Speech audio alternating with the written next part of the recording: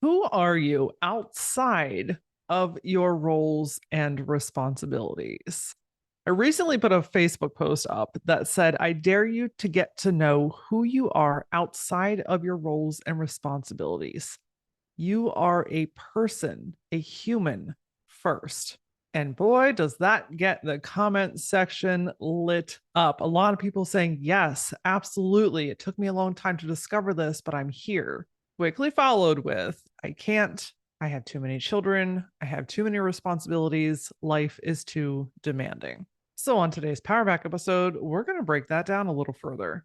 In fact, if I asked you to tell me who you are without describing your title, roles, or responsibilities, what would you say? If you want to dabble further in this and get to know yourself, download Powerback episode 193 on your favorite podcast player or at thegutsypodcast.com. Before we dig into this kind of Sour Patch Kid episode, it's sour and then it's sweet. I promise you, it's an adventure here. I want to let you know that the wait list for the next Mindfuckery workshop is open. If you go to LauraAura.com, there's a banner at the top of the page where you can put in your email. This is one of my most popular classes. So getting on the wait list, make sure that you are one of the first to get the one discount code, but two, first access to register.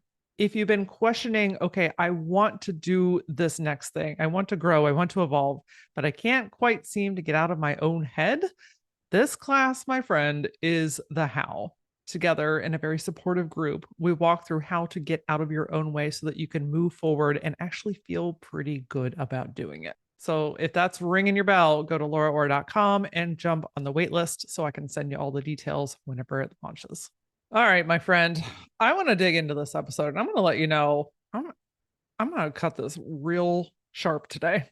And not from a place of like, you're doing something wrong, but in a place where we just collectively need to call out some things and hold one another accountable. Because settling, and that's what a lot of this is, settling for the fact that you don't have the time, the ability, the energy to discover who you are, to own who you are as a person, regardless of what your responsibilities are in your life.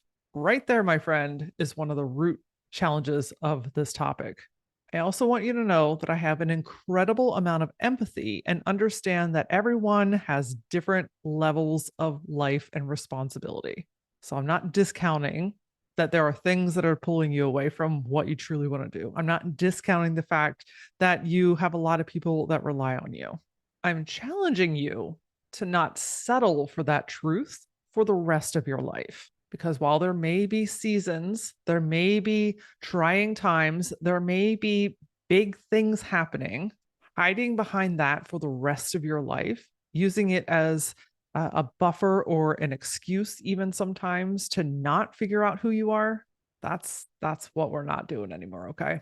So when I posted this on Facebook, I'm really into stream of consciousness posts. So if you don't follow me already on Facebook, I'm at that LauraAura.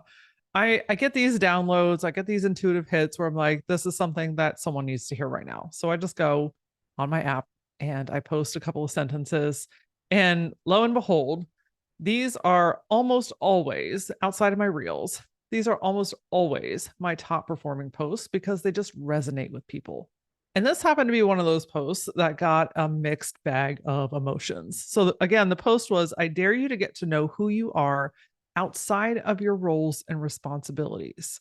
You are a person first. Now, I want to tell you some of the comments that I got on this post because some of these may resonate with you. How? How, from a single mom, how do I do this? Knowing who I am is one thing. The demands of my life don't change. I have 5 kids. That takes up 99% of my time. There's no time for me. Getting to know myself is the hardest thing. Any of that ring true for you? Now, again, I am 100% full bodied, standing up, clapping, understanding that life does have challenges, that kids take up a shit ton of time and energy, that life can pull you in 100 different directions, that you might be in the thick of a season where you don't even know your ass from a hole in the ground. So I'm not discounting any of that, okay? This episode is intended to help you see things a little bit differently. and to start opening up the possibility that, you know what, I am in here. I do matter. Even when shit gets wild or hairy or big or confusing or hard, that I still get to be my own person alongside that. And while some moments, some situations may make it harder to prioritize myself, I still put focus on me. Why? Because I matter. There were also a handful of amazing comments talking about, I wish I would have known this sooner. I wish I would have explored this before. I didn't realize that I could be a caretaker and my own person. And one of my favorite comments was a gal named Susan. She said, don't expect the process to be complete. And I was like, oh, yes, Susan. Like, that is the fire because we're continuously evolving, right? Like, you're not the same person today as you were a year ago or 10 years ago or 5 months ago. You're continuously growing and evolving. So it's always this journey of getting to know who you are in the season and where you're headed next. And one more comment that I want to share, and then we'll get into some of the how stuff, is responsibility is all that I know. I've always taken care of someone or something. And I think that right there, that comment is the baseline of what we're chatting about today. Because if you have been put in a position where people rely on you, people come to you, maybe it's the family, maybe it's the business, maybe it's at work. You're like me, an oldest daughter, walking around knowing that so many things and people rely on you can feel really daunting. It's very heavy and you get what's left of you. But that's the cycle that I want us to start to break. That's the cycle that I want us to say, hold on a second. What if I question why that is the norm instead of questioning who I am? What if I push back and say, you know what? I'm no longer willing to settle for that in my role. And instead, you say, I have so much to give outside of these roles and responsibilities. And I have so much more that I want to explore for myself. So, what if I asked you right now, here in this moment, to tell me who you are? What would you say? You would likely start it off with, I'm a mom, I'm a boss, I'm a wife, I'm a spouse, I'm a partner, I'm a caretaker, I'm a volunteer, I'm a business owner, I'm the master of all things science. I don't know. You're more than likely going to start off the description of you with who you are to other people. Okay, let me say that again. You're likely going to respond with who you are to other people. But you see, the interesting part about this question is I didn't ask you what you do. I asked you who you are. Now, look, I'm not saying that these beautiful roles and responsibilities are not a portion of who you are. I am also a wife. I am a mother. I am a business owner. Yes, these are all very important roles in my world. But when someone asks me who you are, tell me about yourself, I don't start with that. I used to because that's just what we do, right? Like that's what we've been trained to say. But getting to know yourself, now that's a whole different basket of fucking eggs, now, isn't it? Because you know who you are within these roles and responsibilities. You know what is expected of you. You know what is needed of you. And when you start to branch out of that, you get a little in the wild zone. That's where your stillness comes into play. You're looking in the mirror, physically and theoretically. That's where, my friend, you're being asked to be honest with yourself.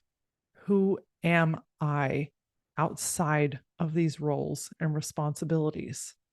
It's an uncomfortable fucking question, especially if you've never gone down that path. So when I ask you the question, tell me who you are, I challenge you to start to write down or journal out or feel out what that answer might be without naming your titles, roles, or responsibilities. Now, again, this is not saying that those things are not important. This is where your mind wants to be a little ninja fuck and come in and be like, oh, you don't care about your kids. Oh, you don't care about your spouse. Oh, you don't care about your business. Yes, I care about all those things. incredibly fucking deeply. And I also care about myself. In this question, I want to get to know you, you as a human, you as a person, the person that gets to show up for those other roles and responsibilities. The next question that pops up, and the most popular comment on this Facebook post, was how? How, Laura? How do I do that? How do I get to know myself? How do I start to experiment with this? Now, look, I just want you to know that this is going to look different for everyone. And your season might look different than the next person's season, which looks different than my season. And all of that is okay because it's yours. But regardless of what season you're in life, the first thing, the non negotiable, if you even want to go down this path, first and foremost, is first you have to acknowledge that you're important in the first place.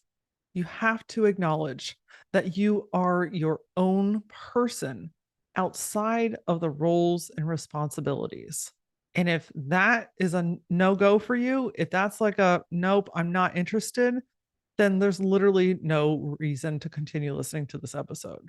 However, I'm going to bet that if you're listening to this, it's because you're ready for growth. You're ready to figure out who you are. You're ready to rediscover parts of yourself and to reclaim that of you. And my friend, that begins with acknowledging that you are your own person first. You have your own wants and needs and desires and interests. And if you believe that none of those things are possible or important, then you'll never achieve them. You'll never experience that feeling in your life. But what if you started to lean into the possibility that, you know what, maybe Laura's a little right here. I do have things that I want to do. I do have parts of me that I've kind of put in a box and tucked away for a rainy day. I do have aspects of my personality that want to come out. If you really start to believe, even if it's just a little percentage, I'm not saying you're flinging open the door and all of a sudden you went from I have no idea who I am to I have everything figured out. No, it's a process. It's a growth. It's an evolution. It's a journey. But if you have even just a little tiny sliver of belief in it, my friend, you start to crack that door open. Now you've got something to work with here. Now you can start to explore this further. And so, my next point, little Sour Patch Kid moment here, is that you've got to cut the bullshit attachment to the roles and responsibility. And before somebody wants to come at me with a fucking pitchfork, again, I'm not discounting that these things are one, super important, and two, sometimes very taxing. What I am saying is that sometimes after a period of time of these things pulling at you, it's easy for this to become a habit. And what I mean by this is this attachment to that you come last. Yes, you have responsibilities, but you may have gotten used to hiding behind them.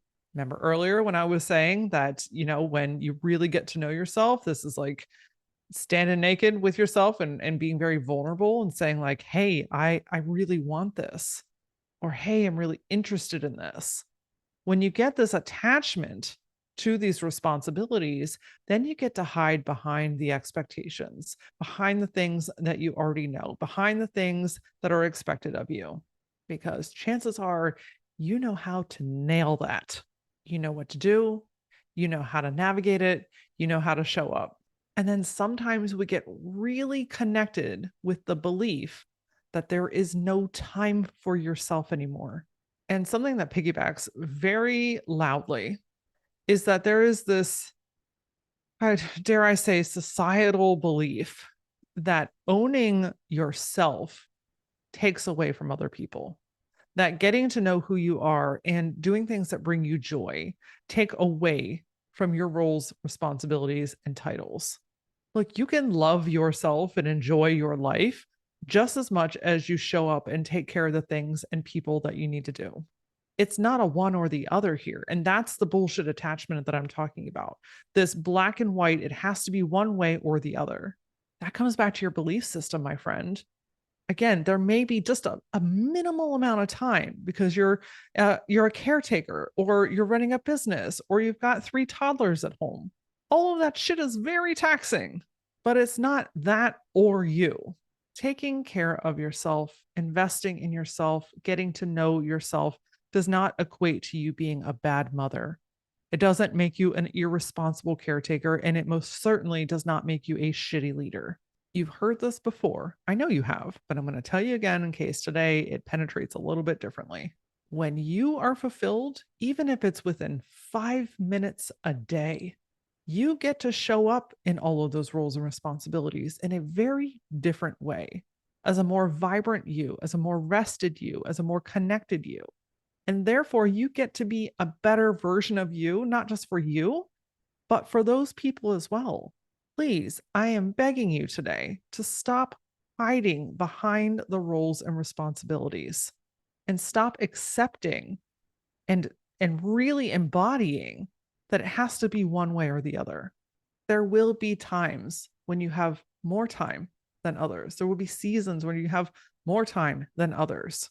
But regardless of how demanding things are, there has to be a belief system that you are your own person and you are willing and prioritizing keeping connected with that version of yourself because it's you. It's you, my friend. So the next thing then on the list is making the time. Now, look, again, put the pitchforks down, please, today. I understand that time is a whole ass thing. I mean, that's usually one of the biggest reasons that people don't go down this road to explore this is because I don't have time. My kids are all over the place. I have to do this. I have 40 errands to run. I've got 800 emails to answer. I got this. I got that. I got that. I don't have time for myself. I don't have time to figure it out. I don't have time to journal. I don't have time to exercise. I don't have time to launch the business. I literally call bullshit on every single one of those things. There's a very big difference between not having time and not making time because here's how I know. Here's why I call bullshit. Okay, listen to me. If one of your kiddos or your aging parent or someone on your team came to you and was like, hey, I really need to do this or go there, and I need you to be the one that does it, you will bend over backwards to make that shit happen. Rearranging schedules, adjusting things, moving shit around, finding financial means. It's like you turn into this creative powerhouse where you're like, you know what? Rubik's Cube, I got it. And I think that's just such a beautiful trait that you are willing to go to so many lengths to take care of the people in your world. I mean, that speaks volumes for who you are as a person. So my question is, why aren't you doing that for yourself? There is a way for just about anything if you prioritize it. This is why I'm calling bullshit on I don't have time. And you may not have a shit ton of time. You might not be conquering the world tomorrow. That's okay. But if it's important to you and you believe you're important enough, you will find a way. And some of those ways might be first asking for help. I know you're a superhuman. You don't have to do everything yourself, my friend.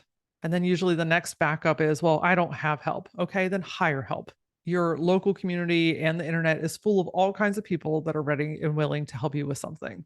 And then usually the follow up to that is, I can't afford help. Okay. If that's very true in this season of your life, then ask for volunteers. Go to your community center, go to your church, go to your local high school. People want to help you. You've just got to let them. And this taps back into that belief system of, I am worth exploring. I am worth living as me. And now in this case, I am worth asking for help.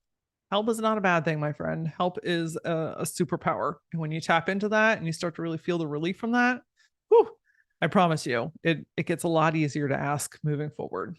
The next tip that I want to share with you is about being realistic with yourself and reframing what's possible. Because oftentimes, especially if you have a dense role or responsibility or season, it's easy to look at the big things that you want to do and why you can't have them or do them. Then that fuels the mindset that, see, here it is. I'm never going to have time. I'll just deal with this later. And then months, years, decades go by. But if we catch that thought a little earlier on in the process and reframe it to something that is realistic, there we have something to work with and mold.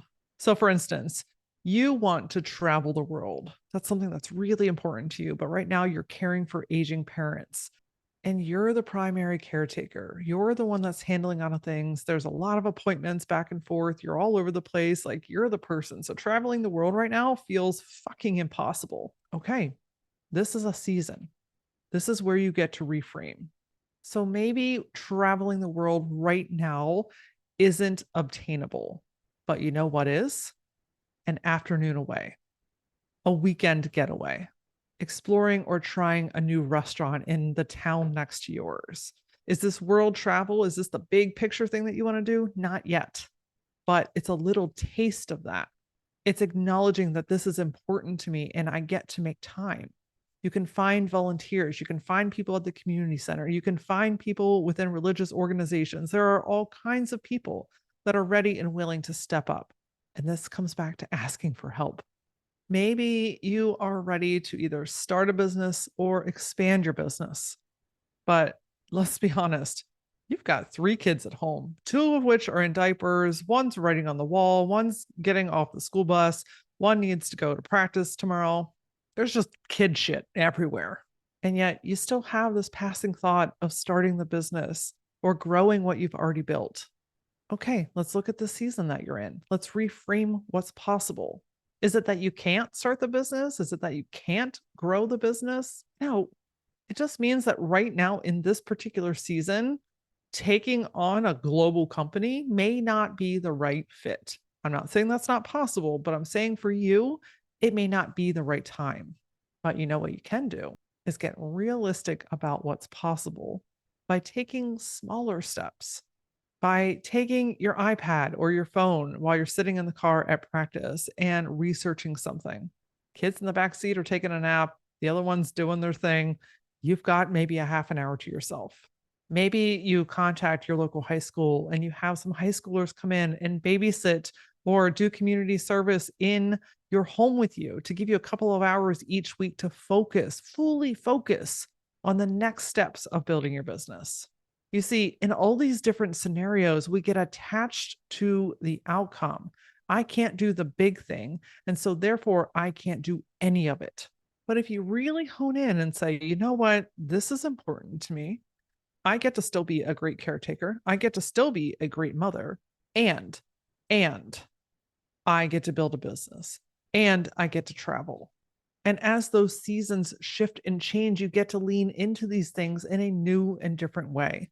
So, my last tip for you today is to get to know yourself again. Because chances are, if you're listening to this episode, you have been something and someone to and for everyone else for a really long fucking time. And I want to love on you for a second for that because I know how that feels. I've also been that person. And I want you to know that it is incredibly possible to rediscover yourself, to get to know yourself again, to find yourself in the midst of all of these things happening. So, this is a really great time to journal or to meditate or to take a walk. Again, you have to prioritize the time to go through this exercise. I mean, you're listening to this episode. So, that tells me that you're making some time to listen to some things, even if it's in the midst of doing other stuff. So, some things to consider are what feels interesting to me? What's something that I've always wanted to do but haven't been able to yet? What feels nurturing or healthy or fulfilling to me right now? What's something that I'm really craving? Something I want to do or try? And then I want you to really feel into and journal out a time that you felt most like you. What was going on in your life? What were some characteristics that made you feel like yourself, alive, vibrant, connected, strong, powerful, whatever those descriptive words are? Remember a time where you really, really, truly felt like yourself and write those characteristics down. Because if you start to see them again, you can start to remember why they're important to you. And if you remember why they're important to you, then you can start to prioritize the embodiment of that again, the infusion of those things in your world again. And if you want to take it one step further, reconnect with your inner child. Remember who she is. And I'm not even going to say was, because she still lives inside of you. What did she love to do? What were some of her personality traits and characteristics? What made her her? Look, my friend, I know that life can throw a flaming bag of dog shit at you sometimes. I know that your roles and responsibilities feel big and daunting and heavy and impossible sometimes. And maybe you're in one of those seasons right now. And if you are, I extend so much love to you. Like, I literally just wrap my arms around you because I know firsthand that sometimes just a really good hug can allow you to release the weight of the responsibility. And I also know that sometimes you just need the permission that you don't need, but maybe need to hear, to know that it's okay to also be you. It's okay to prioritize who you are and what you need. It's okay to take time out. It's okay to ask for help. But if none of those things happen and nothing changes, you want to start to feel better. You want to start to feel more like yourself. You want to be a better version of you, not just for you, but for the people in your world. Then get to know yourself again, my friend. Prioritize who you are, get to know who that is, and make the time for you.